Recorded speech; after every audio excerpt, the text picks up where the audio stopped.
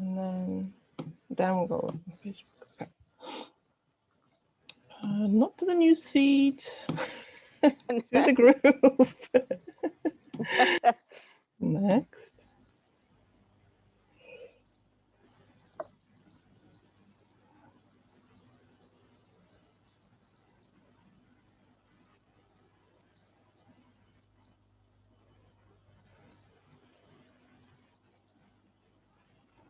Go live? No, not in the event.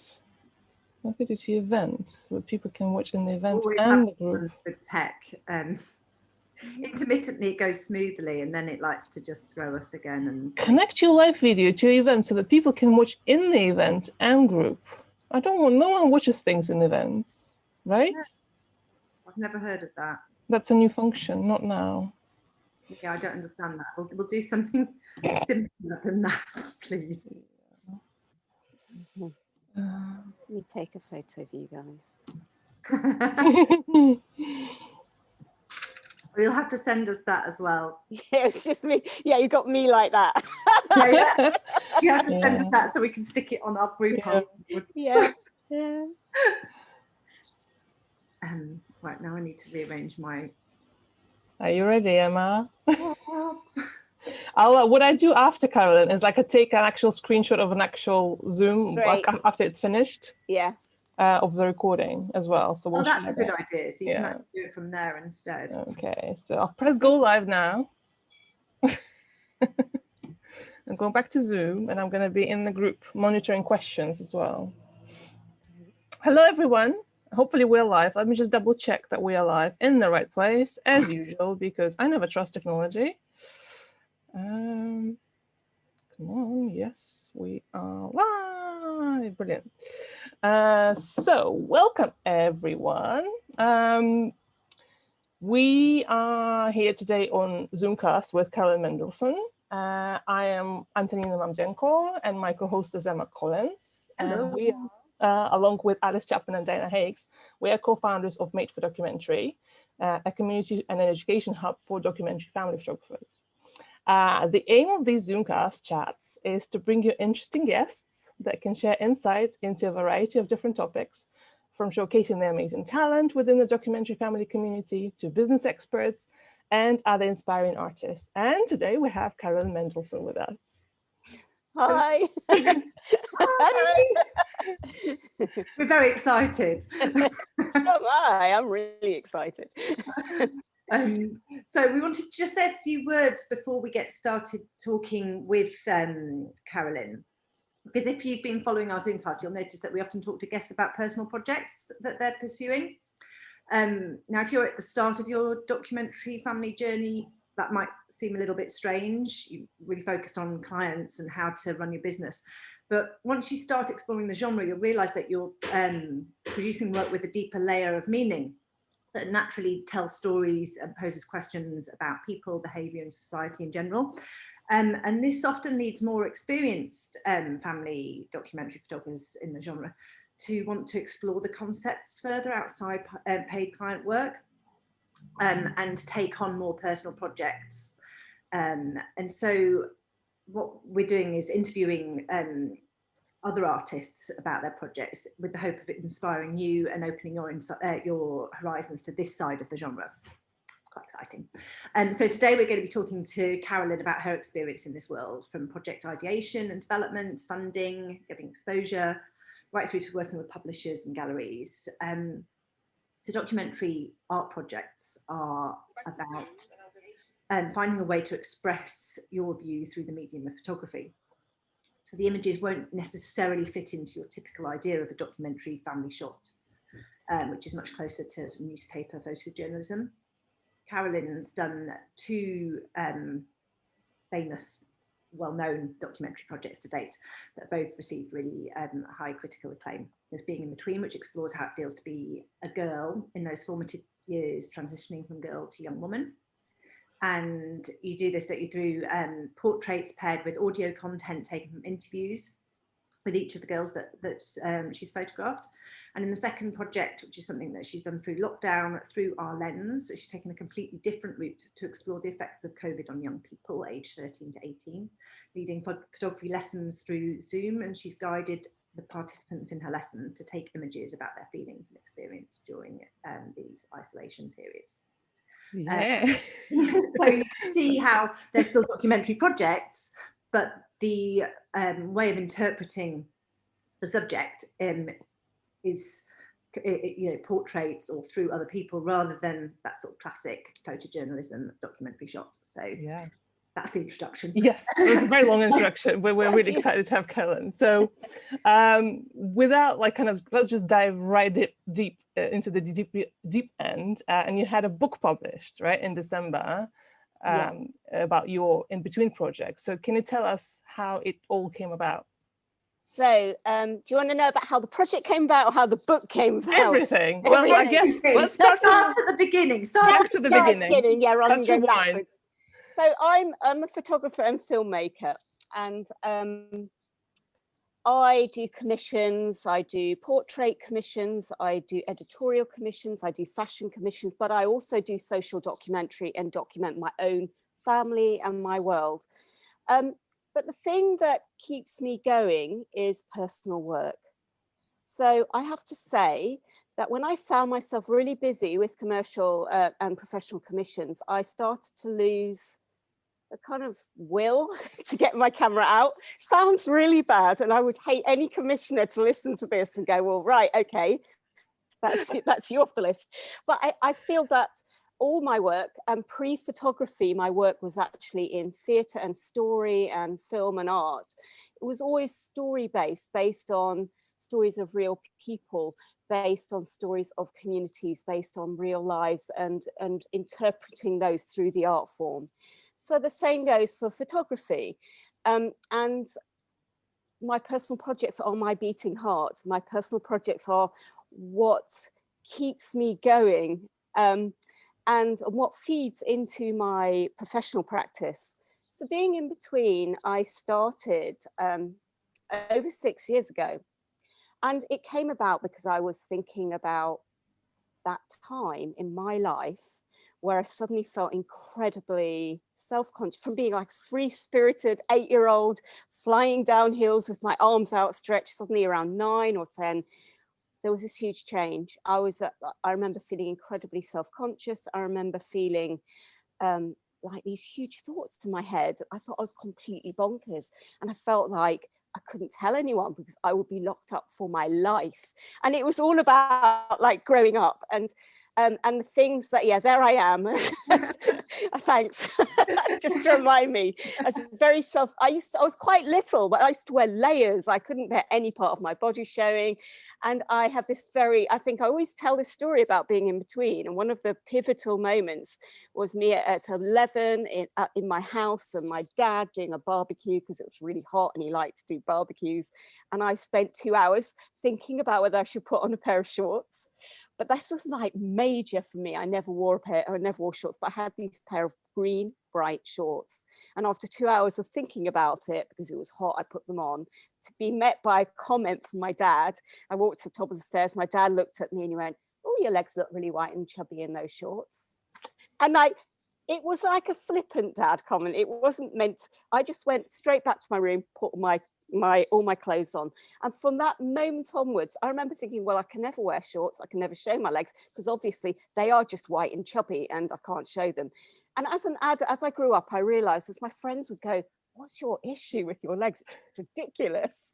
I go, well, of course. And as I got older, I realized it was because of this really flippant parental comment. And I thought, gosh, this age is so fragile, how you're becoming your adult self, and how things that people say to you at that age become how you see yourself sometimes, and how the thought you are starting to define who you are to become as an adult. It's seen as an awkward age, but actually it's an amazing age because the transition around 10, 11 and 12 is phenomenal.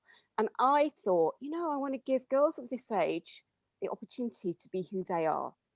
I want to take portraits of them to as they are, but portraits that could be in an art gallery, really grand, larger than life portraits to show them how important they are, to tell them that it would be really great if, so one of the instructions was wear the clothes of your own choice. But also I'm going to ask you questions about your lives, because I was really interested to know what they were thinking about. And that's how it started. It's like a really big explanation, but that was a starting point to being in between. Yeah, well, that's so true with a lot of personal projects. It comes from something within you Yes. that you find important. I wonder. Just to let everyone know, I'm going to show, we've got lots of lovely pictures from Carolyn of the girls. It's been produced as a book as well, as Antonina mentioned at the start of the conversation. So there's pictures of the girls with their picture in the book as well as in some of the cases. So I'm just going to scroll through as we're talking. Yes, you mentioned, Carolyn, that you kind of, I wonder if it was your original idea to have this, you know, because your exhibition, they are huge portraits in the exhibition, aren't they? What did you come into this project knowing that's how you wanted them displayed? It's interesting, Antonina. I had a really strong vision in my head. You know, sometimes there was two things about this work. I had a really strong vision of how I wanted these pictures to be. I wanted them to be almost like dark, painterly portraits. But it was also about an investigation, and an investigation into that age, almost like enabling me, my 11, 12-year-old self, to be in this work. You know, in a lot of ways, I'm central to this work. And I wanted to, I had a very strong view of how I wanted them to look, which is kind of unusual for me sometimes, because often I don't have such a clear idea. And actually, we'll keep on Mabel. Mabel was the first girl. Mabel was the first girl who was in Being in Between. So I did a big call out on Sorry, can I just interrupt you, Emma? Can you quit the full screen, because it cuts off an image a little bit. Sorry. Yeah, that's better. Yeah, that's great. So so Mabel was, I think Mabel was 10, and she came in the clothes of her choice. I had like a grey backdrop. It looks very dark, but that's because I light it. I'd just like to say something about lighting, everyone. I learn as I go along. So people go, "Oh, you're amazing at lighting." I go, "Am I?" Actually, I just learn as I go along. I try things out, I take risks, and I learn, and I build up on that learning. Lighting can feel very scary, but actually it's just light, and you just have to kind of do it step by steps. But I knew I wanted to light these pictures. Mabel, how Mabel is standing with her arms folded, it's like a co-production between me and the girl who I'm taking a portrait of. I explain every step of what I'm doing. I'm wanting them to feel completely at ease in that moment, because as we all know, and I know, I feel really self-conscious when somebody takes my picture. So my aim is to make them feel in their own skin for the moment of the portrait. So I explain how I'm going to light. I'm a complete klutz, by the way, so I do knock my lights over sometimes, which is kind of helpful. I use it to my advantage, because it's like, oh, she's all right. She's not scary. And so I talk about how I want them to look. There was always an intention for them to look straight into the lens, not to stare, but to look. So I talk to them about it. And I say, okay, I want you to look straight into the lens, because I want these pictures, these portraits of you, I'm imagining them in a gallery looking at us, all looking directly at us rather than us looking at them, which is the usual scenario when you go into an art gallery or you go into a photography gallery. And the way she's... Did you know straight away at the start, I mean, because she's your first, you knew as you're starting that you could envisage this project being in a gallery in years to come? Yeah, yeah, it was really weird. It's weird when I think about it. Yeah, I did. I just thought, you know, whether it was going to be or not, I could imagine it in a gallery, if that makes sense. you know, it wouldn't have broken my heart if it hadn't have been, but I could imagine it in there. And I think the picture of Mabel was a real blueprint. So Mabel also, you know, the whole arm folding is me and them co-producing how they're going to stand in a way that is comfortable for them. Always looking straight on, but it may be that their arms are folded, it may be that their arms are by the side, it may be that they're slightly side on. There are lots of different ways. So we would look at that together, and then I'd take the portrait. And then I'd interview them with questions about their lives. But always, at all points, I'm wanting them to feel totally part of it. And is it a single shot? Did you know you got it, or did you take multiple shots? It's so interesting, Emma, because I'd say I spend about 20 minutes with these girls, because there's a process. But in terms of the portrait, but sometimes I get the portrait really soon at the beginning. But also I'm trying different ways of lighting them. Each girl is different, so I'm trying different ways of lighting them as well to see what works for them individually. I remember about a year or so ago, I did the shoot was only 10 minutes. The girl was so disappointed. And it was because I'd got the shots and I thought, oh, and then I realized actually they want that 20 minutes at least. Oh, that's so sweet. They were looking forward to the photo shoot. Yeah, absolutely. Some of them may be terrified. They actually really loved and enjoyed the process, and it made them the center and the focus and important. And me saying, okay, it was like, really? And then I thought, okay, I'll take a few more, it's fine. So I'd say, yeah, no, it's just that you're so amazing that I've got this photo that I think is perfect. But you know what, let's do more. Because what I do, you know, I've taken 90 portraits, is that I learn from each one. So that was a later on learning point. No one wants to have a short photo shoot in this project. Interesting. And I was just gonna say, you probably because you've been doing it like 5 years by that point, 6 right? years for the series. And you didn't need a long time anymore because you knew exactly what you were doing. Makes sense, well, doesn't it? Because it's about them being able to express themselves and feel important and feel that they're being heard. And actually, that time in front of the camera is probably embodies that feeling for them. Yeah. I think absolutely. And it's interesting because it's interesting what you say, Antonina. Though I do absolutely know what I'm doing, each girl is different. So each girl I have to approach individually because there are different heights, different sizes, different skin colors, different personalities. So sometimes it may work for Mabel, for example, but it might not work for another girl. So I'm always having to jiggle and that, yeah. So how did you find girls to take part early on? Early on, I wrote a blog post. That was it. I'd taken so many photographs of young people, particularly girls of around that age. And I had a very active blog at that point. So I wrote a blog post about my memory of being that age and my green shorts. And I also peppered it with portraits. And I said, I think I'd already taken Mabel's portrait, I think. And I said, I'd like to do a piece of work. I'd like to give you the opportunity, for your age between 10 to 12, you the opportunity to have a portrait taken of you wearing the clothes of your choice. So I did a whole blog post on it. And then I did call outs on social media. I stuck posters everywhere.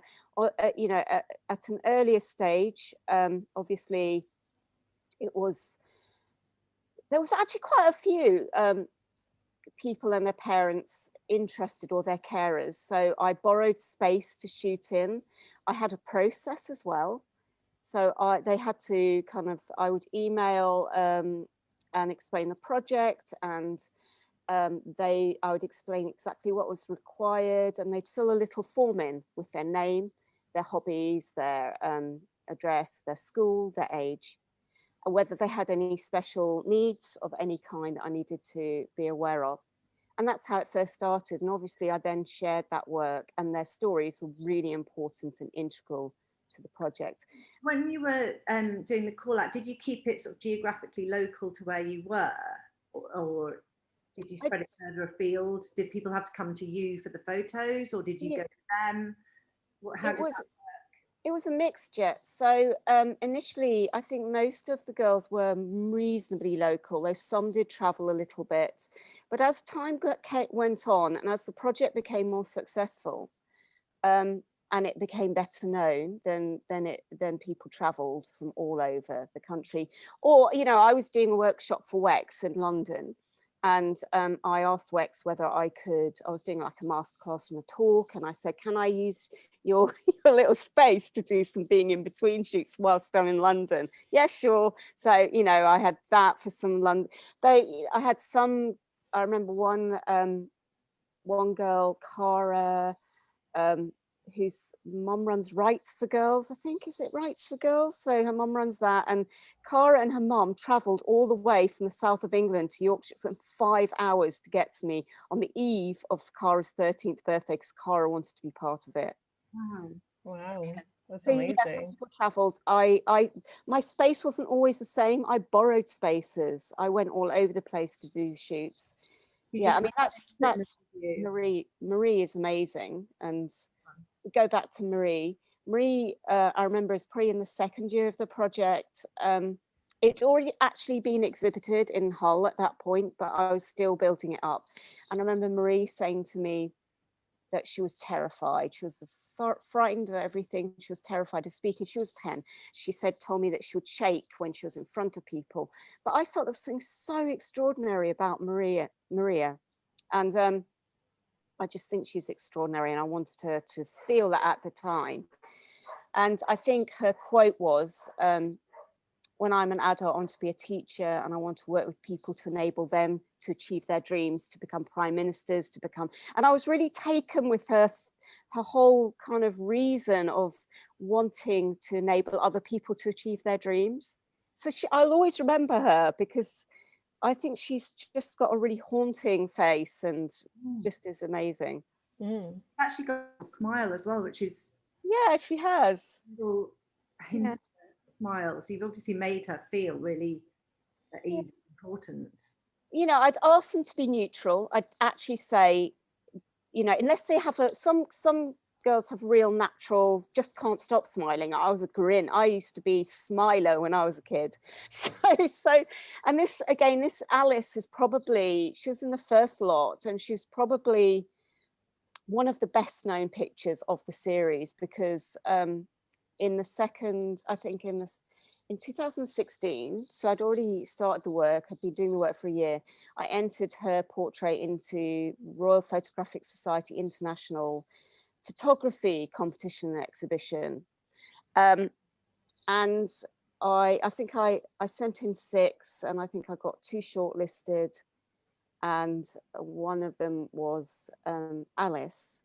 And I was neurotic about this. I had to get prints done. I was so neurotic. I got my prints done. I wasn't sure whether they were good enough. I had some C-types. I always liked them to be inkjet, giclée prints on really great art paper. And I just thought, oh, I was being neurotic. I sent it. And then I don't know what you're like if you ever enter competitions, but I wait for the rejection email. But with the anticipation that you never know, maybe it's been shortlisted, but I still wait, and I just want to get it over and done with. And I was getting obsessed. I was like staring at the internet, trying to find who the judges were. It's awful, it's embarrassing when I talk about it, looking at their seeing whether they were like judging to see whether my picture was in there. And the thing with the RPSIPE, it's actually a really brilliant competition. It attracts very well-known photographers and artists, but it also attracts people that are very new to photography. And the people that judge are curators and experts, and they choose, say, 50, 60 of the portraits to tour. But also there are 3 winners. So anyway, I was waiting for my rejection. I was going, just send me my rejection. And then I get this email, and I thought, oh God, I was going to press it and just get it over and done with. And it said congratulations, and I was in the kitchen. The kids who are smaller than were in the, and it said congratulations, you have won the gold. I feel emotional when I talk about it. Do you know, I sobbed like somebody had died. I was like, And my kids were like going, Mom, what's wrong? I was going because I was so overwhelmed, and they were going, what's wrong, Mom? I was going, I just won a competition. I'm going, what? I said, it's really, anyway, it's ridiculous. I could not believe it. And the thing with this competition, it meant the work was seen in the Sunday Times. It meant, for me, it's not about me as a photographer. It never is. It's actually about getting these girls in front of curators, getting this work in front of people so that they are seen. So I thought, oh my God, this project is going to be seen. Even the entering competitions isn't about the winning. That obviously winning competitions is amazing. It's actually about getting the work seen in front of curators and experts and picture editors. But anyway, that did change things for the project. That's amazing. Yeah. So I can see with this one, because she's got a real pre-Raphaelite look about her, or like mixed with the sort of Dutch masters painting style. It's really beautiful. Yeah, I mean, I think also with this, I think what people need to you probably work quite well with people who are doing documentary work, but the Royal Photographic Society International competition is actually a contemporary photography competition. So they do like projects, they do like work that feels like contemporary so though this is not an offensive, not a challenging photo, there is challenges to it because she's 10 and she's looking at us and there's something behind her eyes. So though it has the Dutch masters feel, it goes slightly beyond that because she's quite challenging to a lot of people. So I think that is why it was selected. So rather than, isn't that a beautiful photo, it was like, there's something slightly unnerving about the way she's looking at us. It really is, yes. Yeah. It's very enigmatic. Yeah, and you know, this picture also was like selected for Portrait of Britain, which is lovely, which is fun. So yeah, you know, that just helped. And the work has been, in terms of competitions, the work has done really well in lots of competitions. So with British BJP, Open Arles, Julia Margaret Cameron, that all helps get it out there. And that's all I'll talk about in terms of competition. Sorry, because it'll just make me sound like I'm like going, yeah, I just end stuff and I just win. And that is just win stuff. I just win. That really isn't the case. But I think it's like, you know, from my experience, with very limited experience with competitions, because we actually had a post this morning in our group asking about competitions to enter. So this is really helpful to people. Yeah. Like it's often when you sort of go to Royal Photographic Society, Portrait of Britain, those kind of competitions, it is about having a great photograph, but it's always so much more than that. It needs to have a story or meaning behind it. Yeah. It's not just look at this pretty picture. Yeah, absolutely. And it's always subjective as well. So try not to feel disheartened if you don't get selected. There are so many amazing work, so much amazing work that doesn't get selected, but see it as an opportunity to curate your own work, I think, is a starting point. Yes, and as you said, like if there's a project you're working on that is very important to you, you want to get it out in the world, entering competitions, as you said, even if you don't win, it still puts you in front of people's eyes, and the more they see you pop up everywhere, the more likely they will eventually. Yeah, I think I'll wear them down. You wear them down, exactly. Like a bad smell, she just won't go away. Yeah, let's give her an award. Yeah. Can we go back a little bit, Carolyn? And because I'm really curious about the questions that you ask them and how, because that's such an integral part of your project. And I saw the exhibition that you have on now, not in person, but like online, where you can play the voices next to the portrait, and that just blew me away completely. It was so wonderful. So how did that evolve, and what did you ask? Can I just interrupt? And there is a link. You've given us a link to the exhibition because people can online with the recordings and things. So we'll put that in the group afterwards. Yeah, that's great. And it's actually going to be open to the public from the 18th of May. They've extended it. I am so happy. I could have cried when I thought I've got an exhibition, which is there. But the virtual is actually really good. Yeah, you can explore it. So I'm really pleased with that. But you know, anyway. So the questions. I'll stop going on. The questions. Yeah, I just thought, what did I remember? What do I remember of that age? And what I want to know what they think. Do they feel what I felt? I couldn't express what I felt. I couldn't tell people because I thought they would think I was crazy. And as an adult, you kind of know where to put the existential crazy thoughts you may have when you're growing up, which are too big for your head. You know where to put them generally. Go, oh yeah, that's my slightly bonkers thought. I'll just put that there. But at that age, I think it can be really overwhelming when you start to think about the world and about the existence and about. So I thought I want to know what they love. I want to know, but I start simply, what's your name? You know, and always record it. I would, because I used to work with film and theatre and performance. I'm always thinking about what I can add to tell their story. So I would ask them, what's your name? What are your hobbies? What school do you go to? How old are you? And I'd build it up, and I'd also say, if at any point you can't answer, don't worry, because I'm recording it. We can get over things. And you know what? I would find it really hard if somebody asked me those questions. So, but I'm so interested in what you have to say. So that's my approach, you know, really. I never talked out, whatever age group I'm working with, whether they're older people, whether they're 90-year-olds, whether they're 6-year-olds, I communicate with them as people. You know, I'm appropriate though, I have to say. I communicate appropriately, but I don't talk to a 10-year-old like you're a 10-year-old, so I'll talk in a certain way.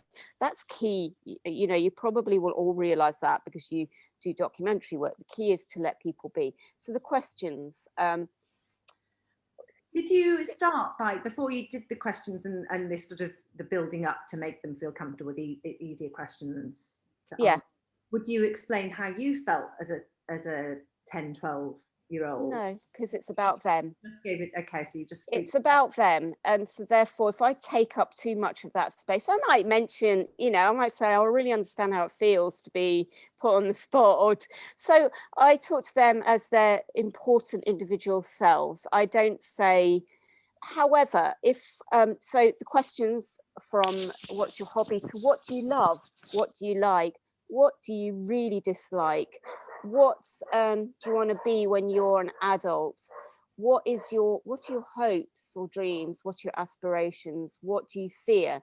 You know, people go, can you give me your questions? And I often think of your own bloody questions. Sorry, I'm saying that with humor, by the way, because it sounds dead rude, but I always think just straightforward questions. There isn't, you know, it's like you think of, what would you like to know? So you think of, okay, what would I like? What do I want to give them the opportunity to talk about? And so I just think of those questions that are really straightforward, aren't they? When you think about it, it makes sense. But I guess people ask that because the answers they give are such deep, thoughtful answers, and the people must think, myself included, that you must have a magic question. No, I don't have a magic question, but what I do have is, I guess I can connect with people and give them the space. And the important thing is to give them the space to talk. And it is that some of the thoughts are very in depth. I remember one girl was like, her fear and about young people starving in different countries, and her grief about it was palpable. I mean, it was just, there are a lot of young people who are really upset about homelessness, about a war, about starvation, but hers was, I could see that she was feeling it. And I thought, gosh, you know, and so therefore I am responsible as the adult to make sure she is okay, that I'm not bringing up things that are so painful that they get. So I just said, you know, I remember listening to her saying, that is really important what you're saying, and your feelings are really deep. I can tell that. But you know, what's really good about this is that people hear what you're saying. And that when I was your age, I had really intense feelings, but I didn't know what to say to them. So it's perfectly okay to feel this. And as an adult, you can find something you can do with that, or you can choose to take a path where you address that. So I will, you know, I will make comments, but nothing that says, no, you're wrong, or, oh, you'll grow out of it, or, you know. So one of the girls said to me at the end of it, I'll say often, you know, I'll do a little bit at the end, say, what do you think about being part of this project? And one of the girls, and she came from a really, you know, nice, they're from a real diverse background, but this girl's from a very typical middle class background. And I said, what did you enjoy? And she said, well, no one has ever asked me these questions before. No one has asked me, and no one has asked me, and nobody has listened to what I have to say. And that's so important. I think we have to think about that. Well, I had to think about that with my own children. I thought, do I actually say, what is your fear, or what do you love? Or I thought, no, I mean, it doesn't come into general get ready for school conversation, does it? But I think, and sometimes it's not so appropriate as a parent to ask those questions, but you can maybe have a, you know, something like this book, for example, or this exhibition enables people to hear what their own young people have to say. When you interview them, are the parents present, or are they in a different room? No, they're in a different I room. wonder whether I mean, what you just said then, it's perhaps easier to be vocally honest and open because their parents aren't there and you're I think so. And that's a real big thing, isn't it? Because I say, I have they have to sign a permissions form. They have to have some understanding of the project and want to be part of it, but their parents too. And they have to know how I'm using the work. And I will say, your parent can come in, but actually it's better if the parent doesn't, because then the young person will feel that they have to perform for the parent often, and they're much more self-conscious. Yeah. Yes, Definitely. yeah. I mean, I would be. I mean, even now. Yeah. Yes, your dad was there, or your most mum was there. Yeah, I've had an interesting experience with that, because I've, you know, the project that is now on hold for the time being, my, you know, about young activists and young people sort of into politics and things. I actually sent the parents the bits that I wanted to use from their interviews, and one of the parents kind of made in the email back to me, sort of made a flippant comment like, well, this doesn't make any sense what she's saying, or whatever. And I was like, well, that's what she said. So I'm not going to edit that. So it's really, I definitely can relate to what you're saying, because sometimes as parents, you can't paraphrase, because that's not then their words, is it? Yeah, exactly. And I transcribe their interviews for to go with their portrait, a section. I edit it, you know, because obviously I can't have an whole interview, so I edit the essence. I don't edit the words, I just take the essence of what they're saying to put with their picture. But you can hear, you know, you in the you can hear the soundscape as well. See, the interesting thing with the exhibition, the soundscape, is that you hear, you see these really strong, larger than life girls, and they are still girls, they're like 10, 11, 12. And then you hear, and this is actually true of going into the exhibition space, larger than life pictures, little girls' voices. People, so it works with just the pictures and on their own, the pictures and the little quotes together. But then when you hear their voices, you think, these are girls, because the pictures make them look, they're still, you know, they always look older. They're so engaged, their eyes are so engaged. Absolutely, have more agency. And have you got the full interview or sections of the interview playing in the exhibition? No, it's an edited soundscape. So I worked with Graham Coatman a long time ago, and we, you know, he composed, I wanted an ambient soundscape with the words floating in and out of the girls. So they're edited, you know, some are longer than others. So yeah. When you were actually doing the interview, I'm interested because you were talking about the girls wanting that photo shoot and time in front of the camera to make themselves feel important. Which part would it depend on the girl, whether the photos or the interview was longer, or did the interview? Depends on what they had. Yeah, it depends on what they had to say. It's two different processes. I always do the interview after the photo shoot rather than before, because they are more at ease. And some girls will have you know, it depends. It's an interview, isn't it? I try to ask open questions, and it's, yeah, I've forgotten what I was going to say. No, yeah, I know, there were a couple of things I was going to say. One is that it's my judgment that they want more time than 10 minutes because of that one, rather than that they do want more time than 10 minutes. You know, I said I realized that they needed more time than 10 minutes because of the one occasion. They may not, some of them may not want more time. That's just me. And then the interview can be really long, you know, or it can be really short.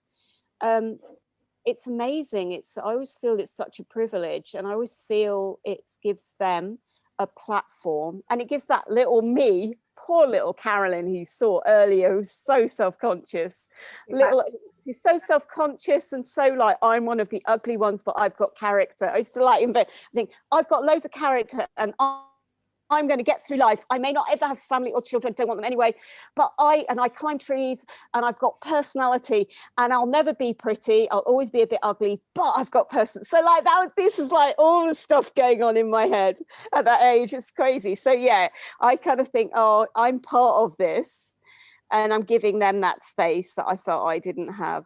So yeah, this is a picture of the exhibition at Impressions at the moment. Another question actually just popped into my head was, how did you, because you kept going, you said 90 portraits over 6 years. Yeah.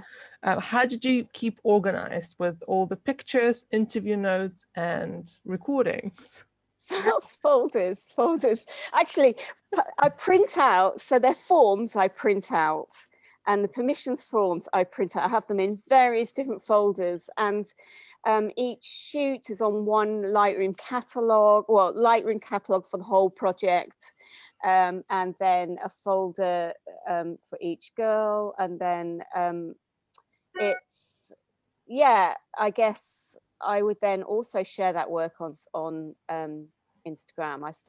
I built up an Instagram. Did you start sharing the work before? Well, obviously you did, because you entered competitions before it was finished. And do you consider it complete now? Yeah, absolutely. Finito. So that, you know, it's interesting that getting the work exhibited is, I mean, I love exhibitions, and I felt some work isn't to be exhibited, some work is. Not all work should be exhibited. Oh yeah, just to comment on this, they look better in real life, by the way. That just laying out a bit in this photo. Yeah, that's slightly better. Yeah, thanks. So yeah, so the I had a meeting in Hull at this art space, and I was talking to this arts person. I said, I've just started this new project, and I showed her about 4 or 5 portraits. She went, I love it. Oh my God, I love it. Could we exhibit it? So that was easy, wasn't it? You know, and then I went, okay. And I thought, oh, right, okay, I've got to really push myself on this project. So that was actually, but that was really good, because people could see it was working, because the idea was very clear and very simple. I then had to... Right from the start, did you, from the very first, was it Mabel you said was the first person? Yeah. Did you interview right from the very start? You knew that was part of it? Yeah. Yeah. And so I think I then also applied to the Arts Council with the gallery, because some galleries you get paid to exhibit your work. It's not very often that you do. So Impressions, they pay for it all, which is the most amazing thing as a photographer. And I get a fee, but with other things you don't. You know, you just getting your work up is great. You don't want to be hugely out of pocket. So I applied to the Arts Council, and with them to, I think it was for about just under 4,000 to enable me to get that work printed in the way that I wanted it printed, which is those A1, just over A1 size, baton mounted, uncoated G-clay inkjets prints. So I got that, thank goodness. God, it's like, and after that, actually, you know, getting support for the work, I thought, you know, it was my first experience of that work being exhibited with the soundscape. And I remember somebody sitting there and people coming in and crying. And I was like, I knew the work was emotional, but I knew it was, to me, I did not know how it was going to go down. It was quite frightening when you have your work up there, particularly on the scale. Will people think, oh my God, this is terrible, or it's hackneyed, or it's whatever? So people would come in and people would start to cry, because there's something very powerful about them individually when you're standing in front of them, and then you're reading at that cusp of all that hope and the depth of their portrait. And I invited some VIPs to see the work. So one of them was Rosie Millard, who's a writer and was used to be an arts critic and did various things. And she saw it. It took ages to get her to see it, and then she said, let's have a breakfast meeting, which I was not used to, I have to say. So I was like, and then she went, I love it, it's important work, you should have it in the National Portrait Gallery. People always say stuff like that, it should be in, and I go, yeah, right, I'm going to knock on their door like my middle-aged woman self and go, I've got a project. But then she told me off. She went, stop, don't ever talk about yourself like that. I was very self-effacing about myself, because it always feels a bit like, oh, right, yeah. I also invited, the paper was the Fujifilm Photo Rag, and I thought, I should get Fujifilm to come and see this work, because this paper is amazing. So I then searched for their business director, and I couldn't find, he's not on social media. I'd met him once before at a London photography event. Not that he would remember me, but I found him on LinkedIn, and I wrote this email. I remember writing it going, hi, John, you may not remember me, but we met at this big event and blah. And I said, anyway, I've got an exhibition of and the paper I've got is your paper. It's amazing. I would love you to see it. And then I went, send. And then I instantly thought, no, how can I unsend that? Anyway, he got back to me and he went, I'd love to come and see it. And I was thinking, oh my God, he's going to travel to see it. And it was on his birthday, and we had to have 3 or 4 hours together. I was like, and I thought, what do I do? He's coming, I don't know him. And I got a cupcake. I remember having this cupcake going, hi. But the thing is, there's someone at the door. I'm going to be back. This is really right. Okay. Oh my God. He answered the door for me. Sorry. So he absolutely loved the work. And then he said to me, is there any way we can help you? Can we sponsor you? Can we do PR? So that was amazing, because they then did a load of PR for me. He then sponsored the paper for future work. He sponsored little openings. This is John Cohen. He doesn't work for them anymore. He's retired.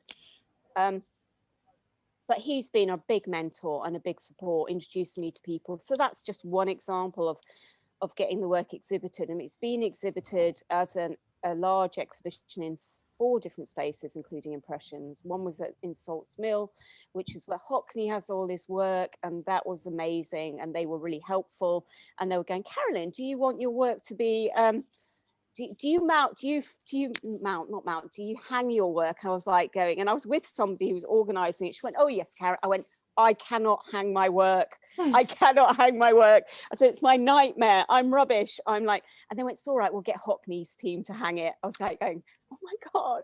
And they were amazing. Yeah, this is at a different gallery. They were amazing. So they were like, they said that I remember lying on the ground because something had gone wrong. So you can tell I have got a bit, I'm very calm and quiet, but I'm also quite theatrical. So I was like lying on the ground because I thought some terrible, oh yeah, the back of, that was it. The batons on certain of the portraits had been mounted slightly differently to others. So therefore, when they were trying to hang them, they were like that. And I lay on the ground, they went, Carolyn, don't worry, we'll sort it. I was like, oh God, right, okay. Oh, so cool. You know, and then there was a Crossley Gallery. It was a huge contemporary photography gallery. I applied for funding to get that mounted, didn't get it, Arts Council funding for that. That was a bit of a blow, but it was worth investing some money. So my work money I invested in adding to that. So there were about 40 odd portraits in that.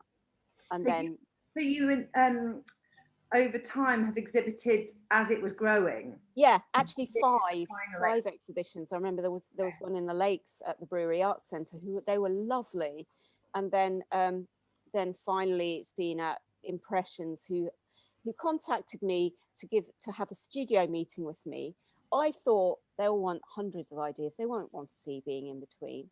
they'll want like 5 different creative ideas, because that's what we're expected to do. So I like came up with all these ideas, went to see them, and they went, what are you on about? I said, I've got loads of ideas. They said, Carolyn, we want to talk about being in between. I went, really? Aren't you bored of it? Because at that point, it had been going on for 3 years and 4 years maybe. I said, they went, what do you mean? I said, well, somebody said that they said something like, it's not that same old project. And they were amazing. They said, oh, for goodness sake, you know, as curators of a contemporary photography gallery, of a national contemporary photography gallery, projects that are done over a period of time have rigor to them, have depth to them. You know, we don't want to hear, we're not that interested in a project that's just taken a year. We want things with depth and rigor, and yours is, and you know, so I said, what? So I don't just have to tie up. They went, no, of course you don't. And that was like a weight off my shoulders. I fit it into my life, this project. I don't get paid to do it. I fit it into my life when I have the time to do it. I finished it a year ago, this time year, well, February a year ago, with you had pictures of Becca and Lottie, identical twins. Becca is in a wheelchair. So one thing I did realise, that's Lottie, and there's Becca at the beginning. Becca and Lottie are. So one thing I realised was that they had there was no one in that series. There were people in that series who had challenges, physical and mental health challenges, and were autistic or had Down syndrome, or there were lots. I was always open to anyone being in this and taking their space and being who they are and being powerful. But I did not. And Anne McNeil said, have you anyone that's in a wheelchair? And I said, you know, I haven't. So I then had Becca and her sister, and they travelled to it. So it took me a while. And Becca was brilliant. She has cerebral palsy. She is really funny. She's really gutsy. And Becca her sister Lottie was interesting. She was the last one, Lottie, and her last comment was, I'm scared of coronavirus, which was in, oh, wow. I know, which was in February of last year. And I went, you know, Becca, I am too. Yeah. So it kind of ties it all up. Do you know, I've gone on for hours. I could go on for hours. Yeah, well, we could too. Actually, I wanted to ask, so you mentioned it, that the project was largely self-funded, apart from some grants that you received to exhibit the work. Yeah. And I guess that's something that we just have to sometimes accept as artists, that, you know, there is funding you can apply for. That's like a whole art in itself to find funding. But if something is really important to you, you can fund it with your commercial work, essentially, right? So you do commissions, and then you do what you want to do. And that's, well, a lot of people do that, right? Yeah, or if you're lucky, you win a competition and that has a cash prize. So that helped me occasionally. But yeah, I think if you want to do a project, I never expect people to pay for me to do my own work. If I want to make that work bigger, then it's up to me to find funds for it. But if you're very fortunate, you will find getting work in a gallery is not easy. And it has to, some galleries are booked up a good few years in advance. They're inundated with proposals. Propose your work. Oh yeah, just the thing about, I know you wanted to talk to me about PR and how to get the work out there. Well, this work has been everywhere. It's been in BuzzFeed, Huffington Post, it's been in BJP, it's been all over. What I did learn was that rather than, I send like emails with loads of info on them, pages of information, ridiculous. And expecting a picture editor of The Guardian or whatever to look through it like they've got time. And then a friend of mine said, Carolyn, don't do that. They're not going to have a chance. They're just going to go, oh, God's sake. And she went, do a PDF. So if you want people to see your work, you want to send it to picture editors, really look at what they do and do a beautiful, simple PDF, which shows the project, the content, not all of it, just selections where it's been, at what it's about, but just to give them an idea of that work. And I sent that to the Guardian, and they absolutely loved it. And this was an early stage, and they wanted to do a piece. We didn't in the end, because they were saying, have you got this person? Have you got that person? And I didn't. I said, this is organic. So I'm building up the diversity of this project, but I can't run out and grab somebody because they fit that description. So obviously it has been in the Guardian online, which is great, whilst I did the Kickstarter. Gosh, you know, there's so much I could share with you. I guess like the lesson there is sort of well, we said earlier as well about emailing that Fuji person and and then go but doing scary things like that and not overthinking this, because you never know who might be interested in this. What's the worst that can happen is that they just don't reply. Exactly. So putting it out there, it's really important. Always a really important thing to remember is be a nice person. Be respectful, don't expect, be respectful and don't have expectations, because these people are hugely busy. And make it easy for them to look at. And also, if you get a PDF together, make it, you need a covering email with one image or something, but tweak that email for different things. Don't just blanket do a press release to all, you know, that's the worst thing you could possibly do. You have to adjust it, if necessary. We're talking about having galleries having a long schedule ahead of sort of pre-booked. So with this project, did you, when the various galleries that they've been in, was there a long lead time for you? There was a couple of years for some of them, at least a year, but a couple of years, apart from the first few. Which are great spaces, you know. The second one was an amazing space to exhibit in, but the others, there was a lead in for 2 years. Wow. You know, and that's just how it is. You just need to get the work out there. Some may have a gap, you don't know, but often there's a big lead up. And obviously Being in Between was going to be at Impressions last summer and had to be postponed, and now it's up now, so because of COVID. 2-year period, are you just carrying on building up the portfolio of work within it, or at what point do you start deciding what's going to go into the each exhibition? Well, with this, Anne McNeil curated and selected. I selected with her, so I might say, no, we have to have that girl in there, or she'd go, no, we have to have. So, but she is the curator, so your curator. In the other ones I selected, so in the first ones I did, I had all of the images in there. Because they're quite impactful anyway, but then as you get a bigger exhibition, you can't have all the images in there. You have to have a selection of the images. So so you have some favorites then, do you, that you think are really? Well, I would never say favorites, but I have memories and significant moments with them all. But things like you may be aware of Abby, the wolf girl, Abby, who's got the big black cloak. I just love Abby. Everyone loves Abby. So I think we've got a picture of Abby somewhere. Yeah, it's up there somewhere. Yeah. So where are we? Possibly, or maybe further down. Yeah. So Abby, there she is. So Abby came. It was being exhibited in Hull. I had a space to do exhibitions whilst it was in Hull.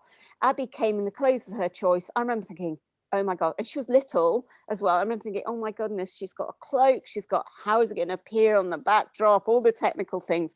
And then she stood in front of the lights, and she was like regal and amazing. And then when I interviewed her, and I said, what do you want to be when you're grown up? She went, what did she say? I want to be an architect, and with the money, I want to move to Romania and rescue wolves. And it was just like, she's just amazing. And then I talked, her dad had said that she'd started to become really self-conscious about what she chose to wear, because her friends had just started to say, you can't wear that. And then this project had stopped that, because her picture went viral with BuzzFeed, and all these people were going, I want to be Abby, so cool. I want to be Abby when I grow up, all these adults.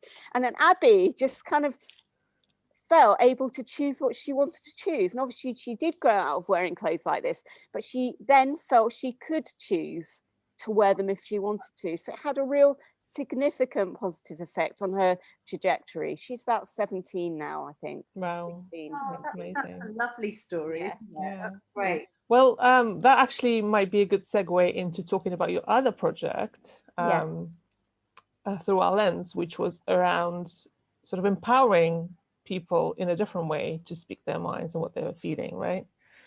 Yeah. So how did that one come about? So in just before lockdown, I think we all remember it. It's a shared experience. 2 weeks before lockdown, every bit of opportunity. My 2020 was going to be my year. Big exhibition, my book. My publisher was going to publish my book, and then I had some great commissions, really exciting work. I was thinking, God, this is the year. And then 2 weeks before, my everything was cancelled and my bank balance went, because obviously we always have outgoings. My bank balance went into the red, and I just felt ill, thinking, oh, it's quite awful. And then I live in the Bradford district. Bradford Council turned all their arts events budgets into artist response budgets. So they said, okay, this is response one. We want artists to respond to COVID. And so, you know, artists could be a performer, could be a writer, could be a photographer, could be whatever. And I remember thinking, oh, I don't want to be going around taking pictures of people on the streets. I was doing my own documentary work. I have my own work that I was documenting anyway, my personal work of my family and their experience. I thought, I don't want to do that. But I have 3 teenagers I live with, and I know that their worlds have been flipped upside down. So I knew, because I have those teenagers, that all the things they were going through, like my son was going to take his GCSEs, my other son was at uni, everything was cancelled. And I thought, that's devastating. They have no agency. That is devastating, but no, I could not see them in the narrative that was coming. I saw lots of pictures of people in masks, nothing from young people. And then I then thought, can I work with young people to not help them, but to create a platform for them to tell their story? That's what I want to do. So I thought, Through Our Lens, I thought of the concept. And then I thought, oh no, I've got to do this blinking video stuff that I never do. Here we are, perfectly comfortable. It's my natural environment now. So, but at the time it was like, cannot possibly do it. And I thought, okay, no, but I want to do this project. So maybe what I would do, so I'd never use the term teach for whatever reason. I always think it's like I run workshops and I mentor them. And obviously it is teaching, but I never see myself as a teacher. So I thought, okay, I'll do a call out. So I put a thing together with images that I had taken saying, are you between 13 and 19? And would you like to work with me? Because, you know, have you a story? It had to be Bradford district based. And then I got a form together. I did a massive call out, and I got about 20 young people. I then wanted to know what platform they could use. Zoom was the platform that most could either download or the parents could download.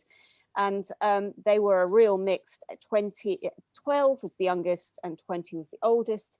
And then I basically ran workshops. I taught them about different genres of photography. They didn't have to have ever taken a photo. They just needed something to take a photo with. So does that include phones? So yeah, of course. Most of them are on phones. You know, it was a project which would be about young people to enable people to tell their story. Whatever you have can tell your story. So my thing was, I want to teach them real skills here. I don't want to just sit there and go, so what's your story? I want to say, this is how you use your phone. This is how you compose. This is about light. And I'd give them different examples. And then I'd show them amazing photographers who I already had connections with, to show them different genres of work. And then I'd give them briefs. I say, what the idea of this is for you to document your lives. Your boring is my interesting. With also, I'd love it to be archived. And I want you to do your worst work. So everyone, even adults, will know, work with me. I'll go, do your worst. I don't want any of you to do your best. I don't want any of you to try to please me. I want to see your worst, because your worst is sometimes your most unusual, is sometimes your best, or is sometimes the thing that enables you to create your best. So that's what I'm like. And then I will also I would then give them a means of sending me their work. I'd talk about them writing about what their work was sometimes, but they started, and I'd give them briefs, but I say, you don't have to do these briefs. Actually, this is just if you want, like, to, so one might be a documentary brief, one might be a portraiture, one might be conceptual, one might be filmmaking. So I give them little briefs, but often I'd say, just do what you want. And then the pictures made me cry. It was like getting a present. And then I would then share it. I would then, in the next session, we would look at would introduce them to another art form, another skill. I would share the work, and then they would also talk about their work. So there's self-portraits, there's, you know, exploring their feelings, but also it didn't have to be about their feelings. It could be about their, so this is conceptual. This was done by an amazing 14-year-old, Amila. And she was in the second phase of the project. Amila's words on this were amazing. So she said, I see lockdown, we're like flowers and ice. This was before they relaxed the second lockdown, or the first lockdown, just as they were relaxing it. I see flowers and ice, we're like flowers and ice. And I feel that if we're broken up too quickly, we will be destroyed. But if they allow lockdown to be very slowly, slowly come out of it, then the ice will melt and we will be unharmed. And that was just, I thought, she's 14. That is like amazing conceptual work. So you know, the work I would share the work on social media, Twitter, and also I felt it was really important. Yeah, you know, that's just the streets of West York, not the streets, West Yorkshire. And she was saying it's like a metaphor for the isolation and how it is, and they're very different styles, but the work works cohesively as a body of work. They yeah, self-portraits, talking about looking at the shadows, talk about looking at how you can show yourself. I think I love that picture of Amy. And they would inspire each other, and then the work got picked up on Twitter, because I would always share it, and I'd say, this is through our lens, this is the work of, this is what young people are experiencing and seeing now. And I would highlight that work. I would get their work out there. That work was then picked up by the papers, by BBC Breakfast, because there was there was a quietness at that time, and their work rose to the top because it was so powerful. That was the first picture that was sent Ella through a window, and I just got it, and I instantly could feel it. You know, and the work was picked up. Huffington Post. I have, you know, I did sort of send, I did tag people in. So with Huffington Post, I tagged in Rachel Moss, because she had written about being in between 4 or 5 years before. I knew they would be tagged into thousands of things, but she happened to see it and said, actually, we're interested. You know, this 13-year-old creating this concept, and it's just been, I think the RPS have just done a piece on this. So yeah, the project grew, the project became well known, the project was, but it was wonderful for them. I set up a second group. I got a little bit more funding from the council, set a second group up to make sure there was a really wide spectrum of young people in it. Then the work was then exhibited in a very large public art exhibition. And I have 4 amazing patrons, very well-known photographers who are patrons. You know, that's Hamza's in the first lockdown. I feel it. It's palpable what they were feeling when I look at the work. So the work has been seen in lots of places. They are now a community. That this is like the definitive picture that Harry took that grabbed everybody's attention. She took it on a phone. She took it on their phone, and she created this concept where she was surrounded by her books and had a statement with it. And she remember Harry saying it, My phone fell on my head a few times, but I just kept on doing it. I was like blown away when I saw it as well. And I then applied. So I have 4 amazing patrons: Daniel Meadows, I have Roy Mehta, I have Alice Tomlinson, and Barry Lewis, who really support the project. I then put in a massive, that's Jay's 12. Jay didn't like doing self-portraits, and I was trying to encourage him. He liked just being out. He found it all very depressing. He liked being out. And then he had this picture of like these luminous glasses. I was going, oh my God, that looks amazing. Yes, okay. And then he came back with this picture. He said, I think I found this rope, this rope, and I tied it around myself and took this picture, and it just makes me feel like how we are feeling during this lockdown, that we're just feeling like we're tied up. And, you know, just their ability to fail is beautiful. And they're just the perspectives, the low downs, the siblings, so the work was then shared on a massive scale across billboards, on so there's social documentary. So I get people I knew, social documentary photographers, to look at the social documentary work. There's conceptual, experimental work. I just think they're amazing, and they're all amazing. And if they don't, so the work was seen on a large scale all across West Yorkshire, and also internationally, because it was then seen online on loads of documents, on podcasts. And I'm sure we can all feel these, because I really can feel these pictures. I did a huge application to enable me to continue. Impressions Gallery, which is amazing, is exhibiting the work of the young people in an exhibition next year. Wow. Isn't that amazing? You know, I said to them, I tried for 10 years. You guys took like 3 months. Does it not make you want to cry when you think of them, though, that what they've done? As a mother? Yeah, it does. It does. And if you ever on the Instagram, you can see the like BBC Breakfast piece, makes me cry, takes me right back. This is part of like, isn't this amazing? Like, this work has been just seen all over, on sides of buildings, on billboards. I'm so proud of them. They're now like the mentors as well. And I'm doing satellite projects. I love that. Like Kester, see the Edge is great. Brilliant. So I did a huge 2-year application, almost killed me. I actually worked with somebody to do it. I am neurodiverse. I cannot, for the life of me, do these bloody applications. Well, I do, but they make me cry. So they really do. So I worked with somebody to work with me on it, because it was massive.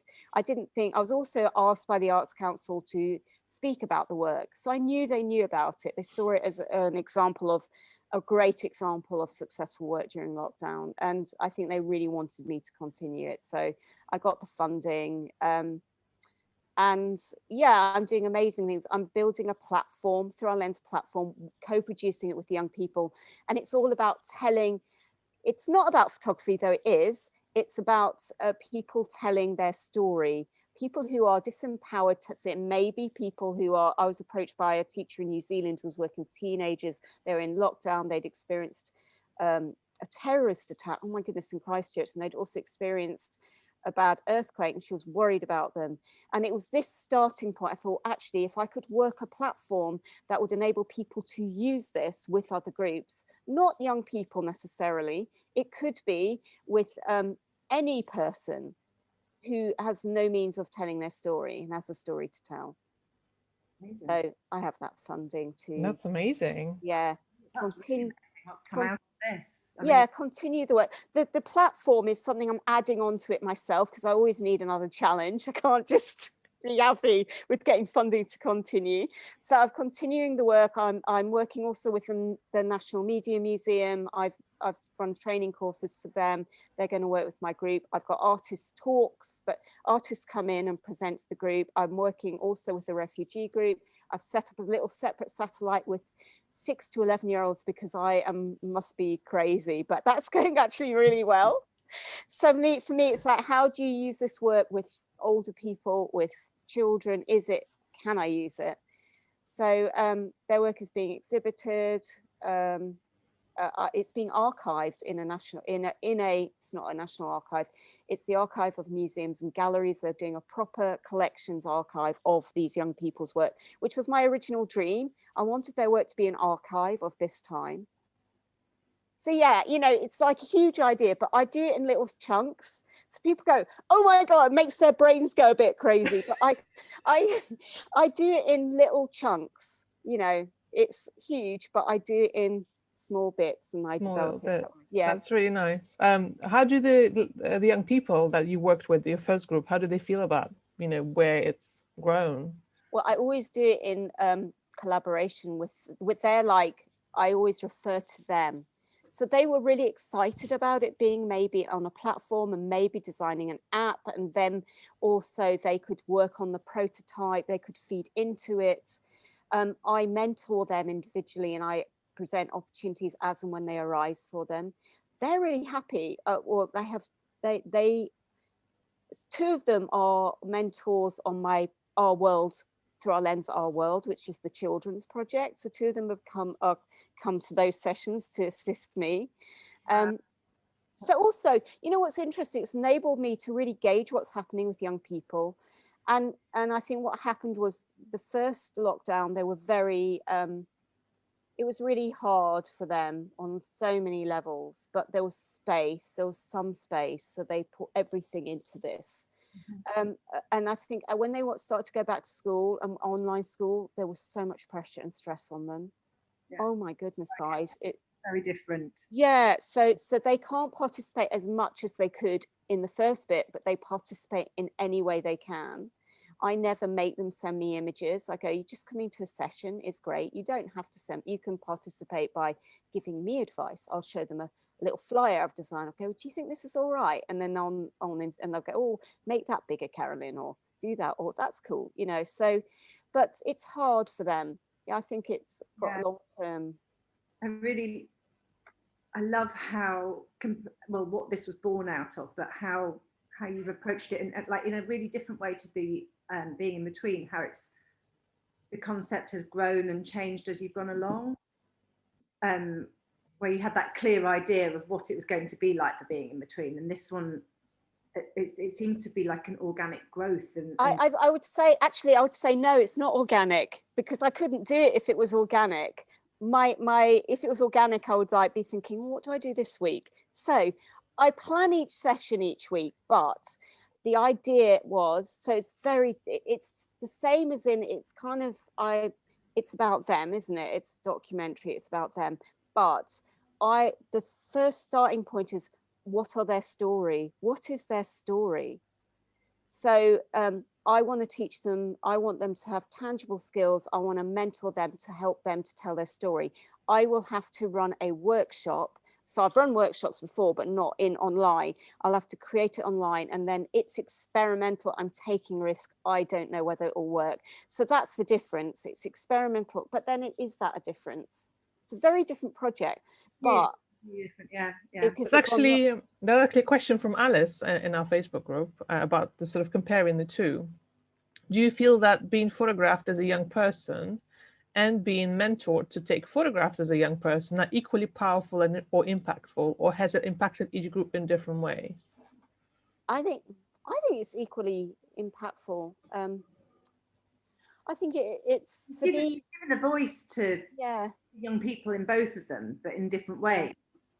It is different. It's different, but I think the impact's been huge for all of them. For the young people who are being in between, but likewise for these people, it's changed their lives to a certain extent.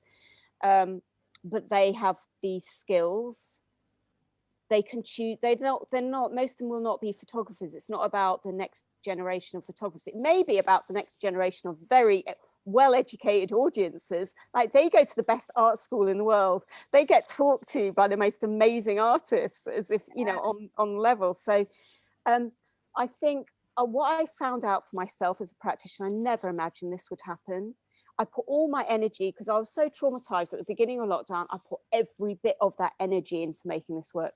I was doing it 10 hours a day. Seriously, guys, my kids are teenagers. They need less intervention than young children. And it gave me joy. Doing this project has given me joy. And so what I then discovered by doing it was that this is what I want to do. I want to do my work. I want to do like commissioned work that I want to do. And I want to do this work through our lens. Yeah, I can see, what I was going to say is I admire how you found a way to work around the restrictions of lockdown, because it's so easy to kind of go, I want to photograph the experiences of young people, but we're not allowed to photograph now, so I don't know what I'm going to do. But whereas you found a way to kind of work around it and giving them voice. Yeah, and I think the whole tool is really important. It's about those people are disempowered in some way. What is their story? There's always going to be documentary photographers, editorial photographers who take photos of other people's stories. I was very interested in how they told their story.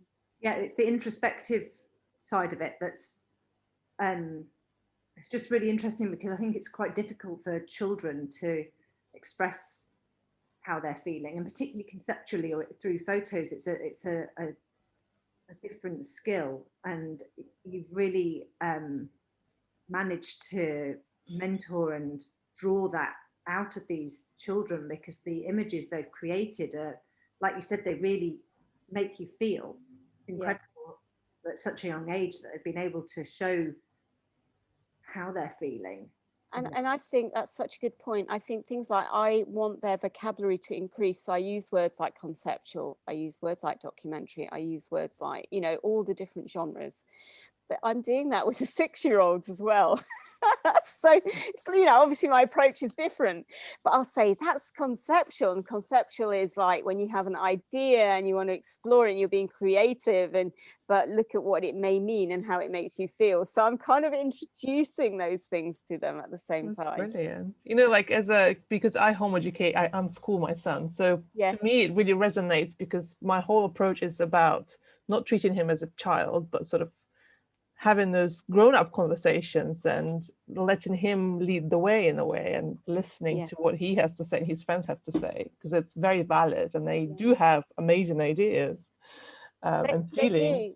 They do, and it's giving them the structure. I think, Emma, it's really interesting what you were saying, because I'm thinking about, at the moment, I'm analysing the model of it all the time, and I'm looking at why it's worked and how it's worked, and does it rely on me, or can it be done by other people?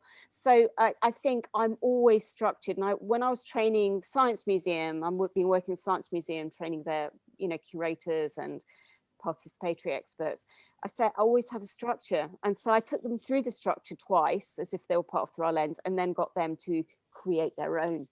And I said I use that structure in every session. So I do you know, what are we going to do? How are you? And then what are we going to do today? And then this is a photographer I want you to look at, and this is a genre. Let's have a look. Maybe I'll give them an exercise which will teach them something. And then it's literally, most of it's looking at their work. And then it's the briefs. I do that in every session. I did one session where I broke that, and I thought, oh my God, I've broken my structure. Is that a good thing or a bad thing? Did it work when you broke your structure? Well, it worked fine, but I think people felt a little bit uncomfortable, because the structure they got used to, you know, we know this happens next. But, you know, sometimes it's good to break the structure just to see whether it still works. Yeah, definitely. I was like, oh. Nice. Thank you so much. I mean, we've been talking for an hour and a half. I know. I'm very conscious that you're a busy lady and you need to go get on with your things. You seem to be like, superwoman. Superwoman, yeah, that's the word. So much. I am, Emma, I am an all or nothing. You know, my worry is that if I stop, I'll lay in my bed and I'll never get up again. So I'm sure you know what it is. And if you have younger children, it is much more challenging. You know, I think I put every ounce of energy into things, but I do have days where I just think, I need a break. I need a break. I'm going to fall apart. So, you know, I think it's just getting stuff back. It helps, doesn't it? You put stuff out there, you get stuff back. If it doesn't work, you move on and do something else. What I was just going to ask you as a final question, maybe, like, what would be your advice to people who want to pursue long-term personal projects? I think there are times during long-term personal projects where you lose the will, where you think, why am I doing this? What is this about? Oh my goodness! And then I think it's just keeping the belief that you can do it in your own time over a long period of time. You do have to be tenacious. Kind of doing a project of being in between sizes, a bit like doing a PhD for somebody that could never possibly do a PhD. I would not be able to do a PhD. I've got a very low attention threshold. I get bored really easily.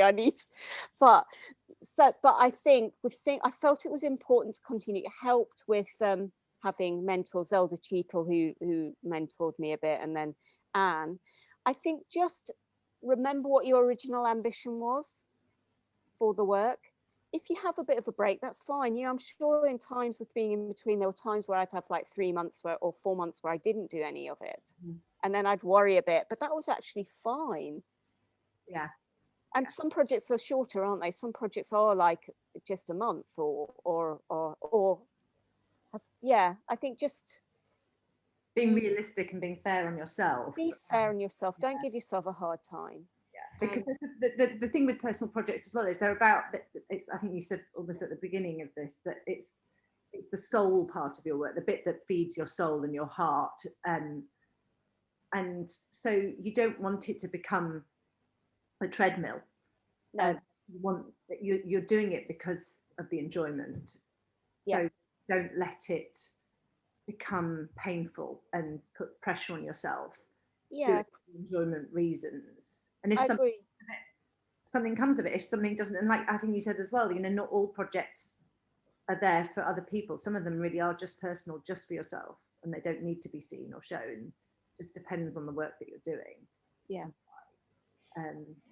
Yeah. Thank you. We have lots of wonderful comments saying truly inspirational on so many levels. Thanks, Carolyn. Thanks so much, Carolyn. Love your work in love, how meaningful it is. Like lots of hearts and thank yous and saying you're amazing. So are you. No, also, I always say to people, if I can do it, you can. Like seriously, it's just you have to. I know, you know what I mean, though. I've made so many mistakes over the years, and I just get up and kind of move on. And it's been a real pleasure.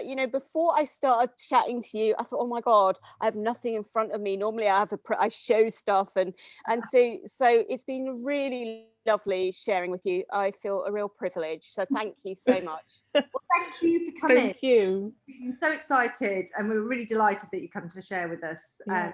So valuable what you've done, and I think the experiences that you've shared are really valuable and educational for people starting out in this field. Yeah, thank you. Right, I'm going to stop the live stream now. Don't go away. Wait a sec.